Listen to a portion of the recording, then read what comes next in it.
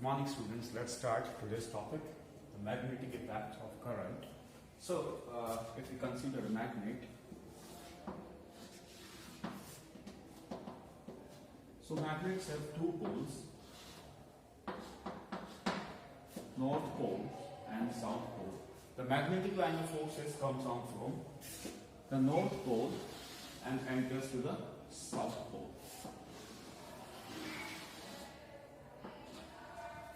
So, magnetic line of force is coming out from north pole and entering to the south pole. So, and in between the poles, these move in a straight line.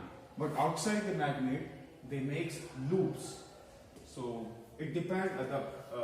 The radius of these loops depend on the strength of these magnets. So, the space. This is a space within which we can experience the influence of this magnet. So this space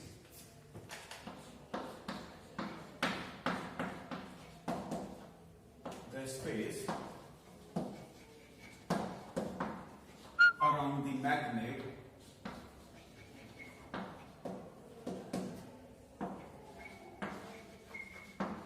is called magnetic field.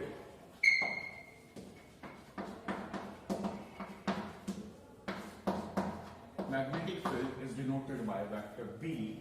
It's a vector quantity, or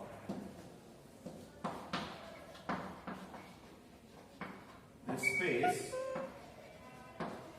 around a magnet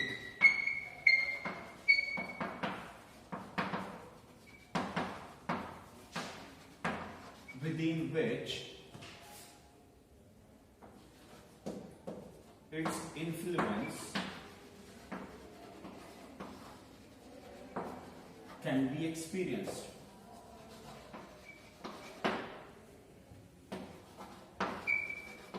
Is called magnetic field.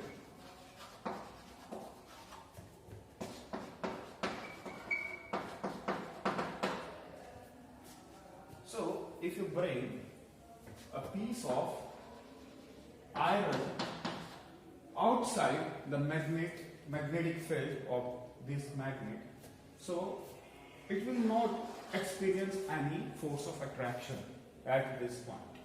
But as you bring it closer, here, from here to here, the magnet will attract the magnetic metals and they will experience the force of attraction.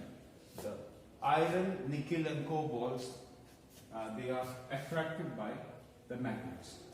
So, we will study the magnetic field now.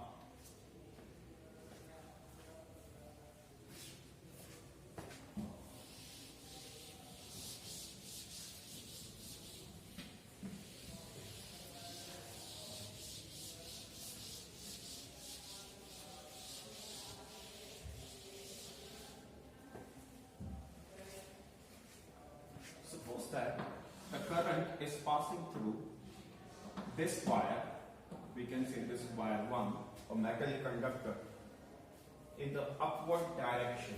So, if we consider the plane of paper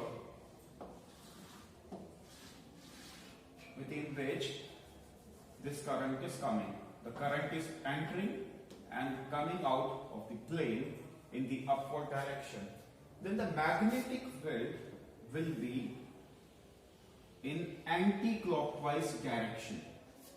So these will be concentric loops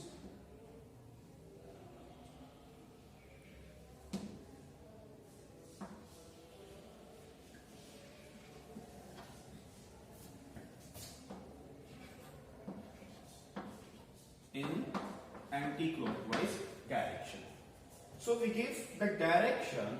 If we put a piece of paper here on the right side of this current carrying conductor, so then the magnetic line will appears to come into the plane on the right side of this current carrying conductor. So we give the direction of the magnetic field on the right side as coming into the plane by this symbol. Now, because this is a loop, it is coming inside into the plane, and then it will come outside of the same plane on the left hand side. If I put a piece of paper on the left hand side of this conductor, then the magnetic field lines will appear to coming out from the left hand side of this current carrying conductor. So coming out direction will be denoted by this. So this is coming into, or this is coming out. So these are the direction we will use in the numericals when we will solve the problems. Now let's determine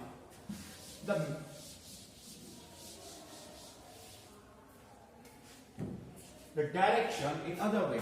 If the current is flowing in downward directions,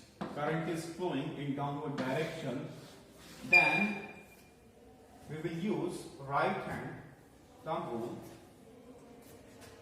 So my fingers are pointing the direction of the magnetic field, and the thumb is indicating the direction of the flow of current.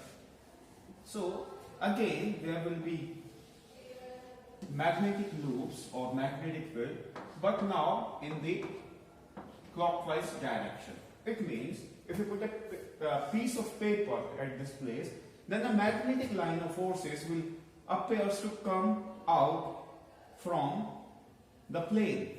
So this is the direction coming out, and it will be coming into.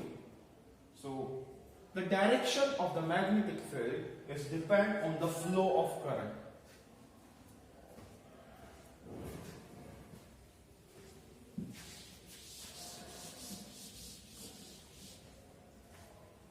So we can now determine the magnitude of magnetic field by using Biot-Savart law. So suppose that there is a conductor of infinite length, naming the conductor as XY, carrying the current I in upward direction. The current is passing through this conductor. Suppose that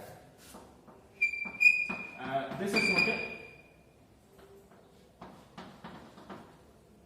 not a straight conductor. So we are considering an element, because the conductor XY is of infinite length. We do not know about the length of this conductor, but we know that the current is passing out through this conductor. So in order to calculate the magnetic field due to this conductor, we will consider one element of the conductor carrying the current, then it will be denoted by dl. dl is the current element. Now the current is passing through dl in upward direction, and we will determine the magnitude of magnetic field at a point P on the right side of this conductor. So that's that. There is a point P, and this is the distance between the current element and the point P. The distance is r. Distance also a vector quantity making angle theta with this current element dl of this conductor. So the direction of the field will be coming into. So now, according to the Biot-Savart law,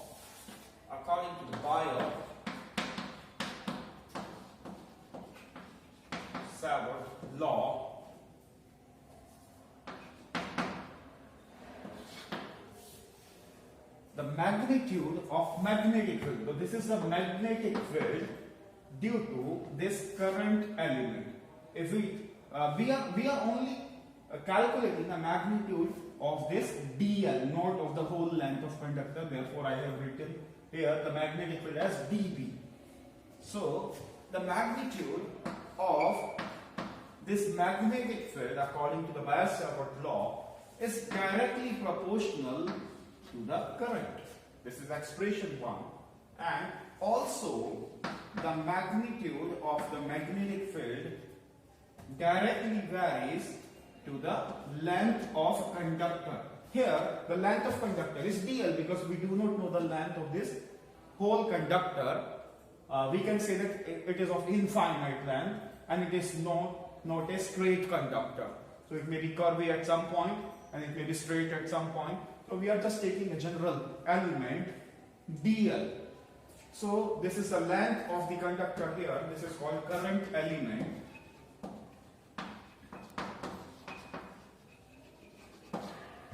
Now also the magnetic field varies directly to the sign of theta between the current element and the position vector of the point. So magnetic field depends on the orientation. We can say the magnetic field depends on the orientation between these two vector quantities, and here angle theta is the angle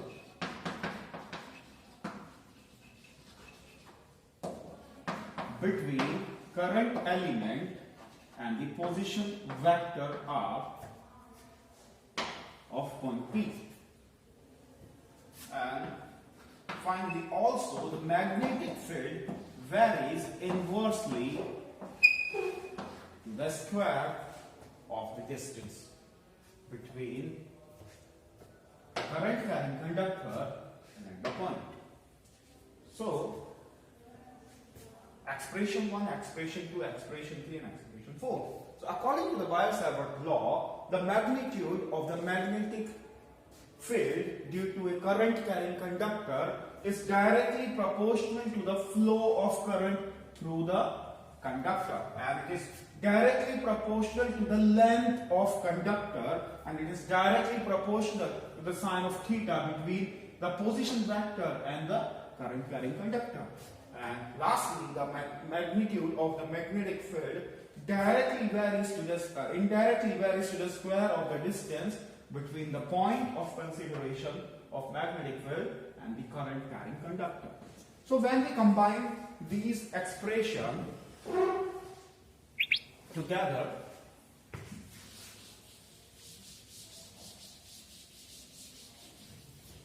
so we get I dl sin theta by r square. So this is the combined expression. When we remove this symbol of proportionality, we will get a constant k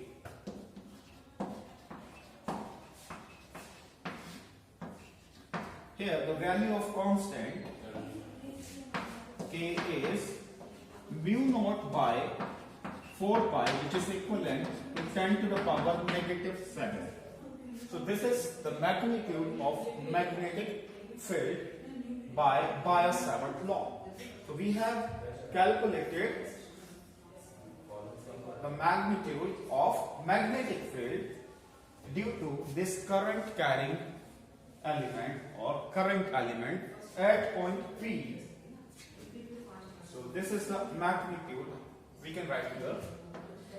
Magnitude is mu naught by 4 pi dot I dl sin theta by r square. We can also write it in vector form. This is in scalar form.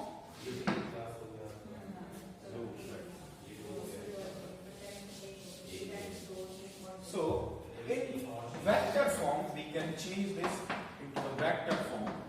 Mu naught by 4 pi I dl sin theta by r square. We are multiplying it by r, then it will be mu naught I by 4 pi dlr sin theta by r cube. R square and r cube. R cube. Now we having two vector elements here, the current element and the position vector, and there is a sign here. It means this is the product of the cross product of these two quantities, these two vector quantities. So we can write it mu naught I by 4 pi into dl cross vector r by r cube. This is in vector form. This is in scalar form. So please note it.